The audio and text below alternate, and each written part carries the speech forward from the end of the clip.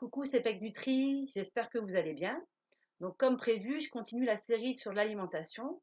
Donc après avoir fait une vidéo sur l'alimentation non toxique, cette vidéo sera sur l'alimentation antioxydante.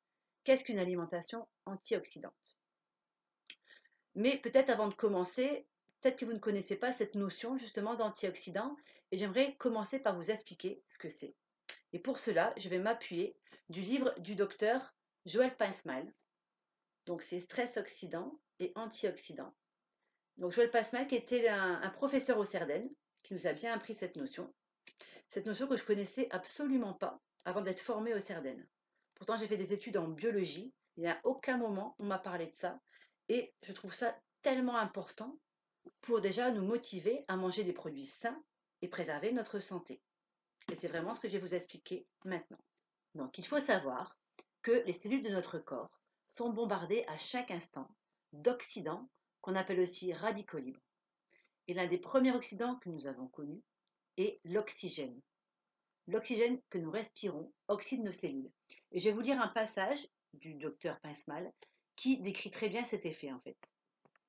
Donc en réalité, l'oxygène peut être considéré comme le premier polluant toxique que la Terre ait connu.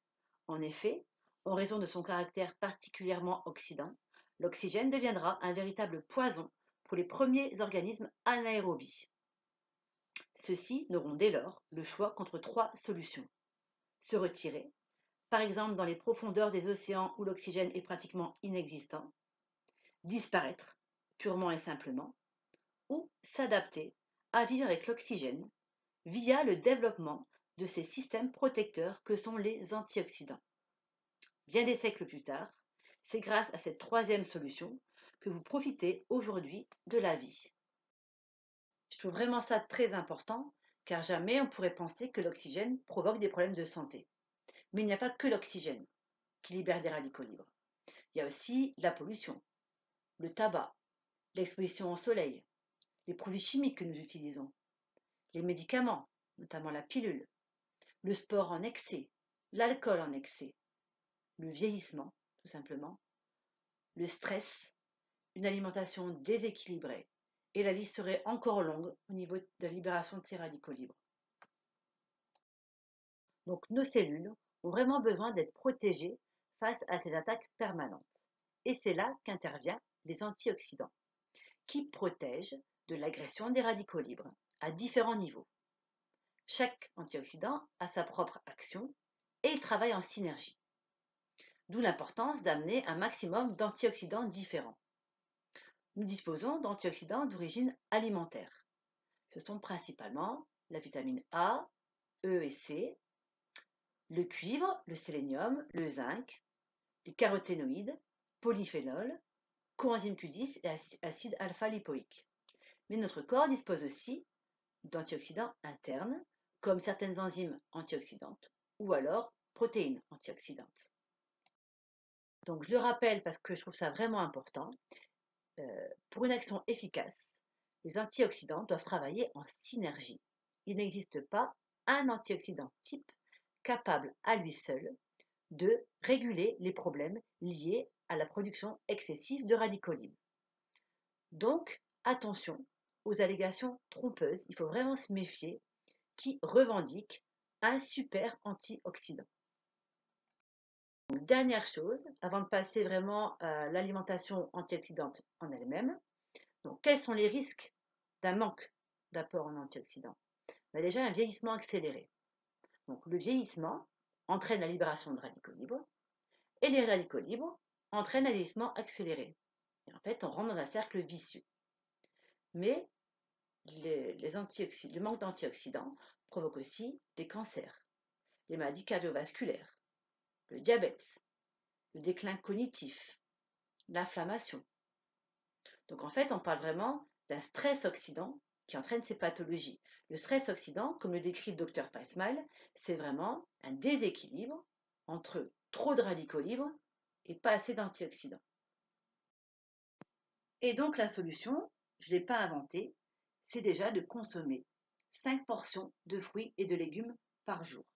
C'est vraiment dans ces produits que se trouve le maximum d'antioxydants dont nous avons besoin, donc les vitamines, les caroténoïdes et les polyphénols. Ce n'est pas par hasard que les fruits et les légumes possèdent une large gamme de couleurs, comme le blanc, le vert, le rouge, le jaune orangé ou le bleu violet. Ceci est dû à des pigments qui ont une forte activité antioxydante. Et donc, plus votre assiette sera colorée, plus large sera la panoplie d'antioxydants ingérés, qui sont nécessaires pour vous préserver de maladies cardiovasculaires ou de certains cancers.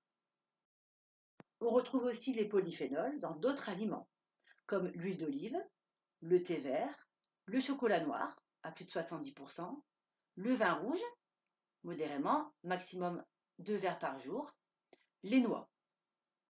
Au niveau des oligo-éléments antioxydants qu'on avait parlé tout à l'heure, donc il y avait le sélénium, le cuivre et le zinc. Donc le sélénium, on va le retrouver majoritairement dans les produits d'origine animale, comme les crustacés, le poisson, les œufs, mais aussi les farines complètes ou céréales complètes. Le cuivre, on va le retrouver dans les abats, coquillages, chocolat noir ou fruits secs. Et le zinc, majoritairement dans les huîtres, le hareng, la viande, les œufs et les produits céréaliers complets. Il reste aussi donc le coenzyme Q10 et l'acide alpha-lipoïque. Donc le coenzyme Q10 qu'on retrouve dans les huiles, les noix, les légumes verts, certains poissons comme le maquereau et les sardines et les céréales complètes. Et l'acide alpha-lipoïque qui est quand même connu comme l'antioxydant le plus puissant à ce jour, qu'on retrouve dans les épinards et les brocolis, mais aussi dans les rognons et le cœur. Et donc pour résumer tout ce que je viens de dire, parce que j'ai dit vraiment là beaucoup de choses, un type d'alimentation correspondrait à une alimentation antioxydante. C'est le régime crétois, comme on l'appelle. Donc en fait, des chercheurs avaient pu constater que sur l'île de Crète, il y avait beaucoup plus de centenaires que dans d'autres pays. Et ils ont étudié leur alimentation et ils ont découvert que leur alimentation était naturellement riche en antioxydants. Et je vais vous écrire un peu ce que comporte leur alimentation. C'est tiré encore du livre du Dr Prince Smile.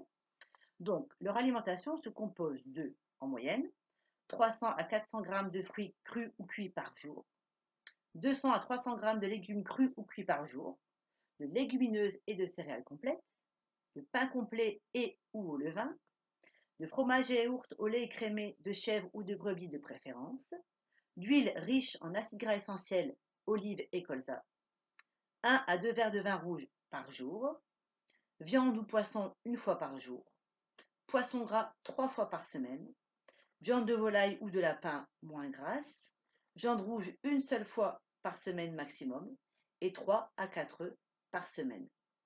Donc c'est un peu sur ce modèle-là que vous pouvez vous référer pour une alimentation antioxydante. Donc pour conclure, j'aimerais un peu parler des compléments alimentaires, donc au niveau des antioxydants. Donc peut-être que la tentation serait grande de se dire je continue à manger des aliments transformés, pauvres en nutriments, mais à côté je prends des compléments pour compenser. Mais ce n'est vraiment pas l'idéal, puisque les compléments ne vont pas être absorbés, assimilés de la meilleure façon qui soit. Justement, peut-être à cause de cette alimentation transformée à côté. Donc l'idéal, ça reste vraiment de consommer des aliments naturellement riches en antioxydants, en vitamines, en minéraux, comme on vient de voir. C'est là vraiment la meilleure façon de s'alimenter, d'apporter les nutriments bons pour votre corps et donc de préserver votre santé. Je vous remercie d'avoir écouté cette vidéo jusqu'au bout. J'espère qu'elle vous a aidé à un peu mieux comprendre. N'hésitez pas à laisser des commentaires ou à partager. Je vous remercie et à bientôt.